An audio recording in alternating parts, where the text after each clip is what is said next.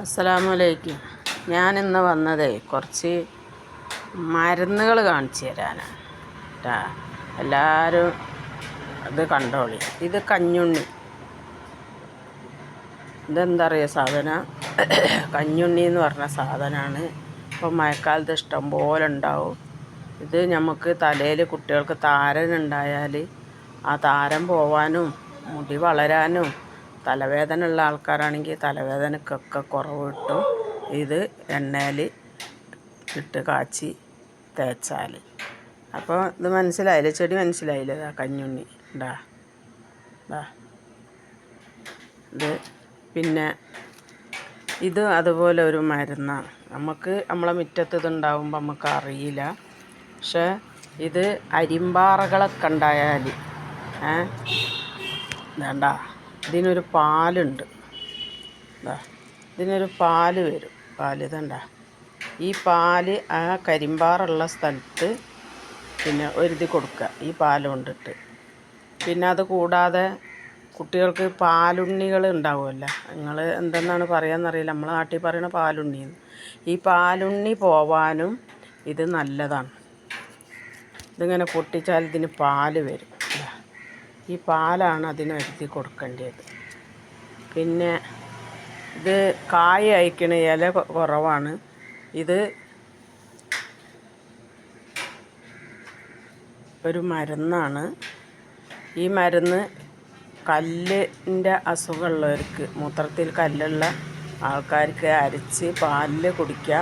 വെറും വയറ്റിൽ കുടിച്ചു കഴിഞ്ഞാൽ കല്ല് പൊടിഞ്ഞു പോകുമെന്നാണ് പറയണത്.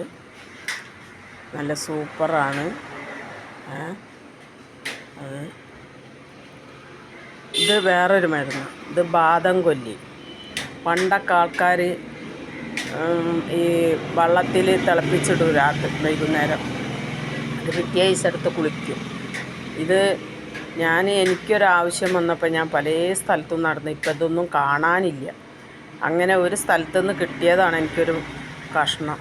അത് ഞാനിവിടെ എൻ്റെ കടൻ്റെ മുറ്റത്ത് കൊടുന്ന് പിടിപ്പിച്ച് അതിപ്പോൾ നല്ല സൂപ്പറായി. ഇത് വാദം കൊല്ലി. വാദത്തിൻ്റെ ആൾക്കാർക്ക് കൊണ്ട ഔഷധമാണ്. ഇതൊന്നും ഇപ്പം നമ്മളാരും ചെയ്യണില്ല. ഇപ്പം നമ്മൾ ഓൺലൈനിൽ കാണുന്ന മരുന്ന് ഏതാണോ അത് വാങ്ങുക, അത് കുടിക്കുക. ഇല്ലെങ്കിൽ ഡോക്ടർമാർക്ക് കൊണ്ടുപോയുള്ള കായ് മൊത്തം കൊടുക്കും. ഡോക്ടർമാരെന്ന് പറഞ്ഞാൽ ഇപ്പോൾ ഒരു വിസൻസാണ് ഡോക്ടർമാർക്ക്. കാരണം എൻ്റെ അനുഭവമാണ് ഞാൻ പറയണത്. 5-8 ലക്ഷം ഉറുപ്പ്യ ചിലവാക്കിയിട്ട് ഒരു പനിക്കുള്ള ഗുളിക പോലും കൊടുക്കാത്ത ഡോക്ടർമാരുണ്ട്. ഓരോ ടെസ്റ്റുകൾ ഇങ്ങോട്ട് എഴുതി തരും അവർ.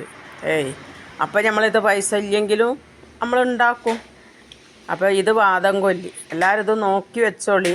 ഇതൊക്കെ നമുക്ക് നല്ല ഔഷധ ഭക്ഷ്യങ്ങളാണ്. പിന്നെ ഇതൊരു ചീരയാണ്. ഒരു ചീരയാണ്.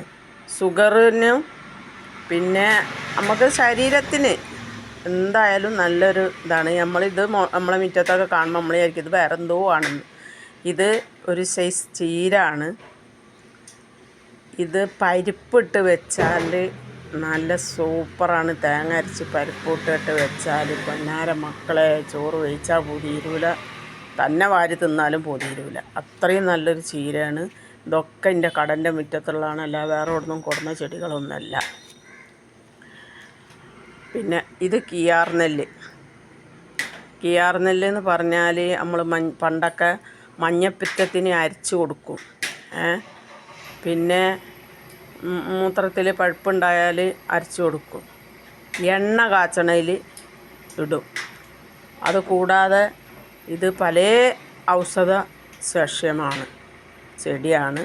അപ്പം എല്ലാവരും ഇതൊക്കെ നമ്മളെ മക്കൾക്കൊക്കെ ചെയ്ത് കൊടുക്കുക. ഇത് തന്നെ അരച്ച് കൊടുത്താലും ഒരു കുഴപ്പവും വരില്ല. പാലിൽ അരച്ച് കുടിക്കുക, കഞ്ഞിവെള്ളത്തിൽ അരച്ച് രാവിലെ വെറും വയറ്റിൽ കുടിക്കുക. ഇതൊക്കെ ചെയ്യാം. പിന്നെ ഇത് ചിലർ പറയും കഞ്ഞിക്കുറുക്കാന്ന്, ചിലർ പറയും പനിക്കുറുക്കാന്ന്. അങ്ങനെ പല പേരും ഇതിനുണ്ട്. എന്തായാലും ഞങ്ങളെ നാട്ടിൽ പറയണ കഞ്ഞിക്കുറുക്കാന്നാണ്. ഇത് കഞ്ഞിക്കുറുക്കൻ്റെ ഇല. ഇത് നമുക്കെല്ലാവർക്കും കഴിക്കാം. വലിയവർക്കും ചെറിയവർക്കൊക്കെ കഴിക്കാം.